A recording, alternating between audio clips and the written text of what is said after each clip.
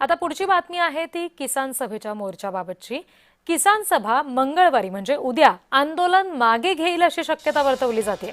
बैठकीतील निर्णयाची अंमलबजावणी करण्याचं आश्वासन मुख्यमंत्र्यांनी दिलेलं आहे, अशी माहिती खात्रीलायक सूत्रांनी दिलेली आहे।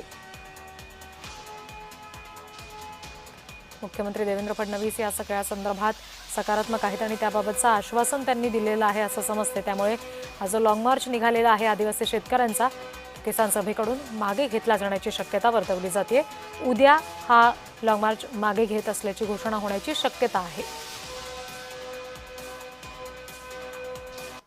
लॉंग मार्च या ठिकाणी निघालेला आहे। त्या संदर्भात एक मंत्र्यांची शक्ती प्रदत्त समिती तयार करण्यात आली होती। त्या कमिटीला चर्चा करून निर्णय घेण्याचे सगळे अधिकार देण्यात आले होते। त्यानुसार ती कमिटी मीटिंग घेते।